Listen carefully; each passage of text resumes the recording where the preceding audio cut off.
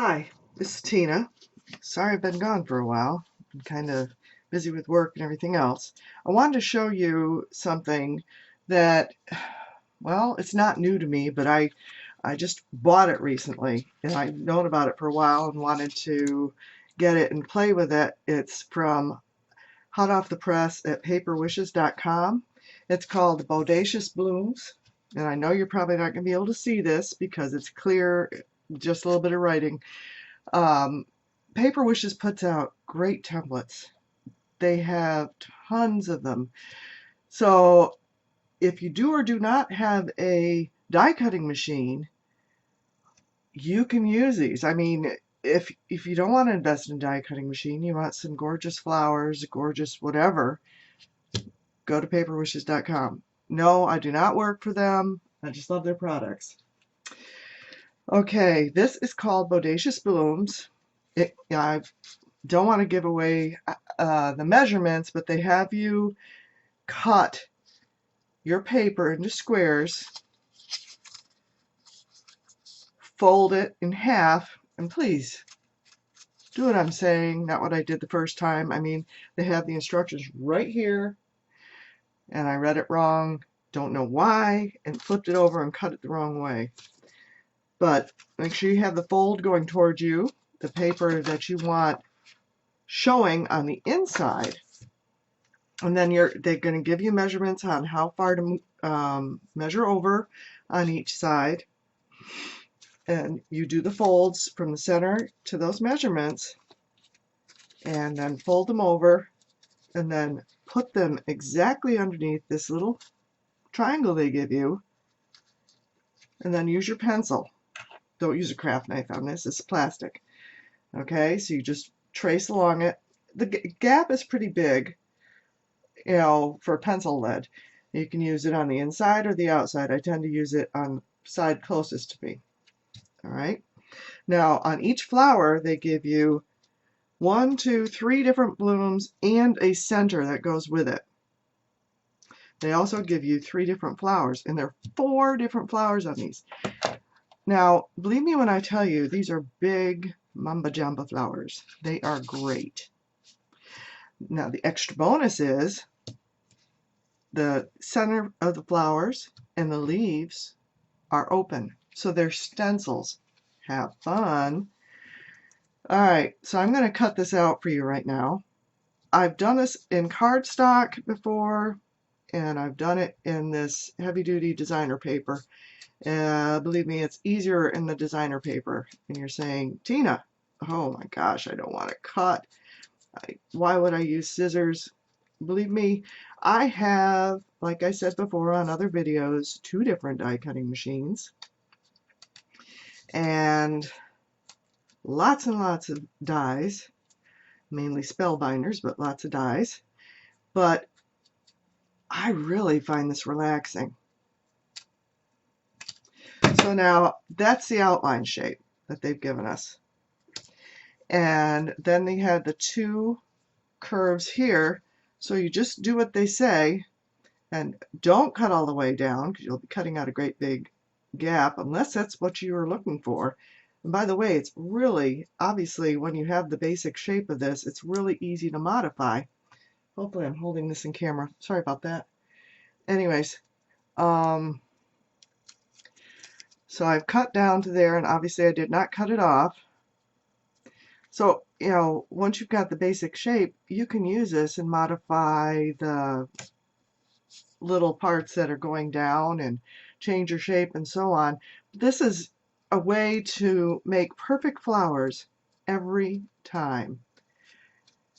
If you ever watch Sylvia Tabor on Keep It Simple Sylvia, she makes the most gorgeous flowers without templates or anything else. This is just one more step, a little bit more technical. Look at that. Isn't that gorgeous? Isn't that gorgeous? She makes, this is one more step technically. You know, you're using a template, and you're going to get the same shape every time. So I had already pre-done some of these, and this is what this flower looks like. This one's called Matilda. This one, another one of the flowers, is called Deborah. This one is Molly. Obviously you'd be staggering these when you put these together, and you can lift them up and you can use the styluses to fluff them up and everything else. This one's Molly. And then this one is Lindy. Can anyone say, love these? Now, for one thing, these flowers, Lindy, Molly, and Deborah, are all 4¼ inches big. Like I said, not a bad size. And Matilda, good old Matilda, my favorite, is 5¼ inches. That's going to take up a lot of real estate. Now, when I was making some of these flowers, I had cut a square too small from what they say, because they actually give you the size of the square and they tell you how far to measure over, and you just slip it on there. So I had actually cut one a little bit too small, and what I did was, here, I'm going to pull this one back up. This is Molly. Okay, so this is the smallest of Molly. So if I had one that was even smaller, can you see that? Yes.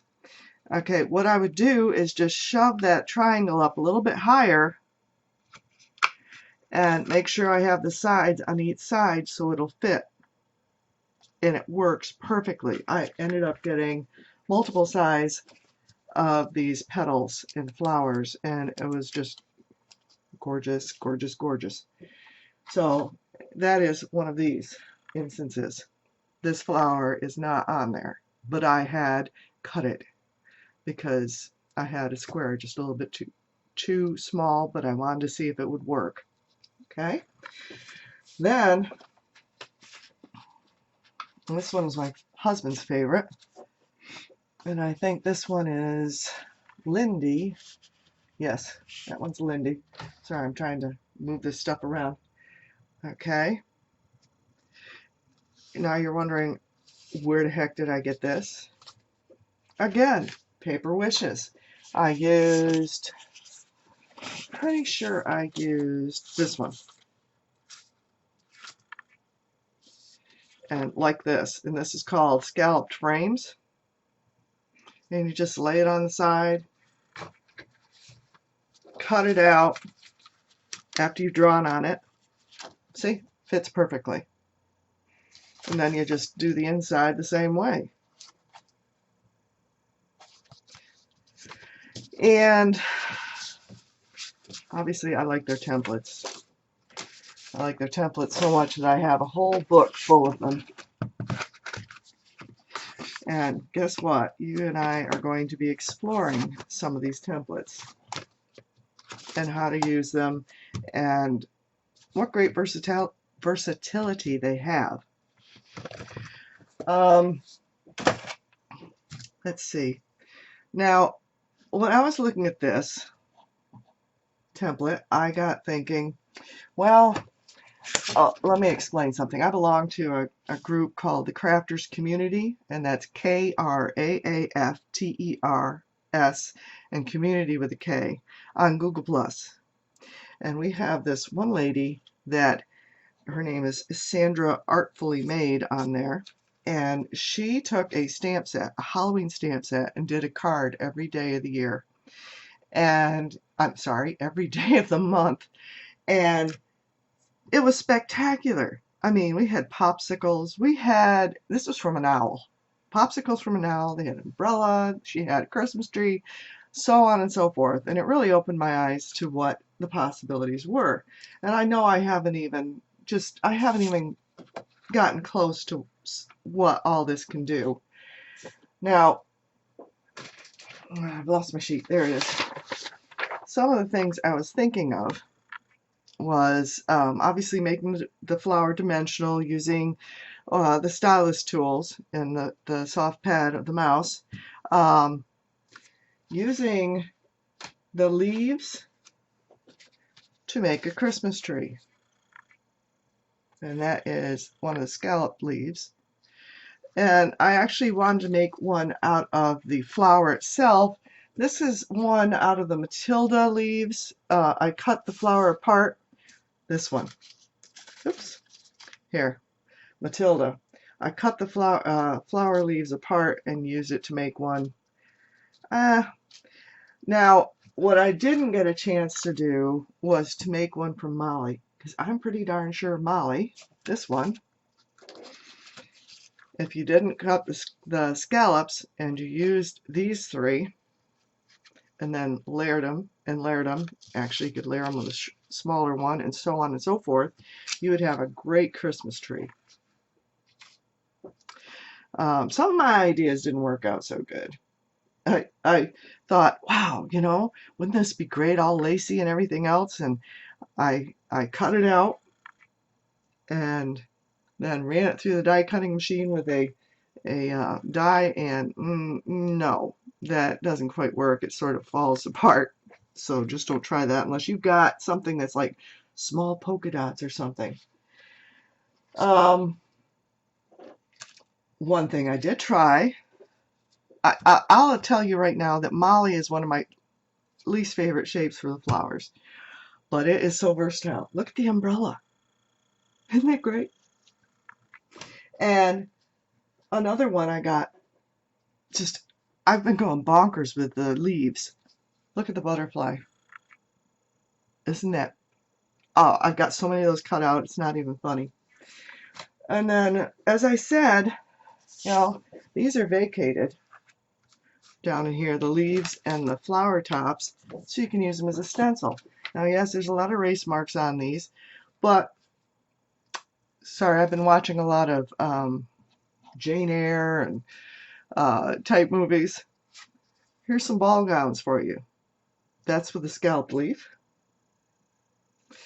And this is with the pointy leaves. And I really, seriously, yes, there's a lot of erasure marks on this, but I am definitely thinking about turning these into stamps. Love it, love it, love it. Let's see, what else? Now, like I said, I did not get a chance to do a lot, as much as I wanted to. I think Molly would be great for a skirt. Just don't put the loops there, just do the arch. I think she would be perfect. Let's see, we did the flowers for the Christmas tree. Again, I think that would be Molly would be the best for that one. You can use the leaves for a wreath. Put a card, and I will warn you that, you know, I've got two different I have two different size cards here. This is a regular A2. This is 5 1/4 by 7 1/2.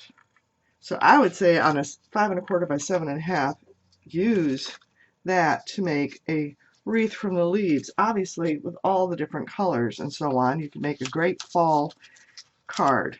Or, if you wanted, you could do a spray of flowers in the corner, on each corner, and put a sentiment in the center, or a wreath of those small flowers. I mean, we've got a ton of these small flowers. I will warn you right now, it is beyond addicting when you start putting the pencil marks on and then you end up cutting out a ton of them, and it's just a blast. I don't know why, I just find it really relaxing and a lot of fun. You can obviously put stickles on the leaves, or you can use an embossing plate. Let's see if I can do this without shaking everything up. I used the leaves, I used Crafter's Companion Ultimate Machine. Took my leaf, put it upside down, and let me get the right side, and this is just a wavy border, and just went along, and I absolutely love that look. And let's see what else. Oh, on the butterfly, I wanted to give claim where claim is due. I did use the center portion of the butterfly from Tim Holtz's alterations. What is this? I think it's Fanciful Flight butterfly. I had cut out a bunch of those, and I had a ton of those little centers left over. Let's see what else. Of course, you don't have to use the big flowers, the biggest leaf, the biggest, excuse me. You don't have to use the biggest one. You could put, like I said, you can make flowers in between. You can put the corner here, corner there, put some little flowers and leaves on either sides, again, with a sentiment in the center. Again, you could make, use the leaves for not just a ball gown. There's all sorts of things, such as a bird and so on. In fact, I was just looking this over beforehand. I have a Spellbinders bird, which I liked. It was nested birds from years ago, but it had nothing else with it. Now, isn't that a great wing? I love it. And yeah, and again, you can use these wings for use these wings. All right, try that again. You're not going to get a perfect video from me, guys, sorry. You can use these leaves as actual petals on a flower. There, I got it out. You could cut out a center, put some double stick tape on it or glue, and put them around and build up layers, make it ultra dimensional. There's all sorts of things that you can do with this.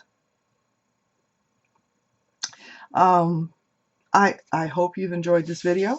If you did, please give it a thumbs up and subscribe to my channel. And I plan on making some future videos with more of these stencils, or excuse me, templates. And I hope you have a great day.